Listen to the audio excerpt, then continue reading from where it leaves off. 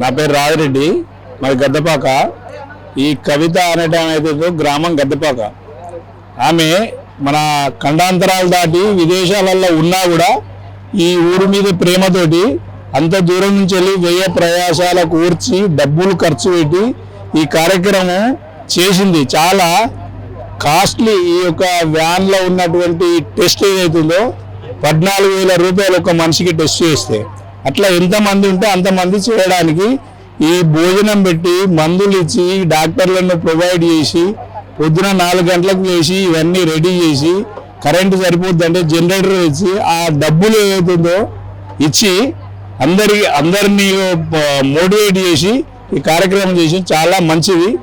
ఈ కొందరికి తెలియనటువంటి పరిస్థితుల వాళ్ళ క్యాన్సర్ లాంటిది ఉంటే తెలియదు, అది ఈజీగా వెంటనే మినిమం ఒక 6 months తర్వాత తెలుస్తుంది.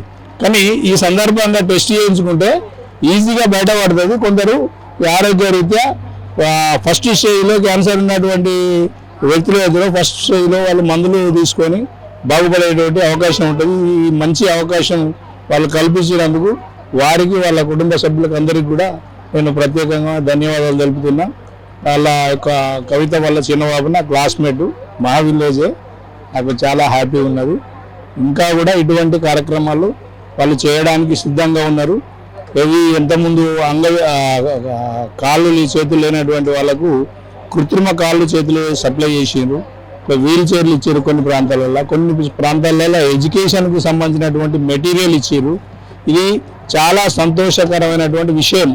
మళ్ళీ ఇప్పుడు వాళ్ళు వ్యయ ప్రయాసాలకు అక్కడి నుంచి వచ్చిపోతే వాళ్ళకు ఒక్కొక్క మనిషికి 1,00,000 పెడతాయి.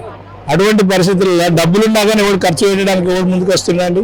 వాళ్ళంత దూరం నుంచి మన తెలంగాణ మీద, తెలుగు బిడ్డలై మన తెలంగాణ మీద ప్రేమ కొద్ది వచ్చిందంటే వాళ్ళకు డాక్టర్లకు కానీ మిగతా సభ్యులకు కానీ అందరికీ కూడా ప్రత్యేక ధన్యవాదాలు తెలుపుతూ ముగిస్తున్నాను.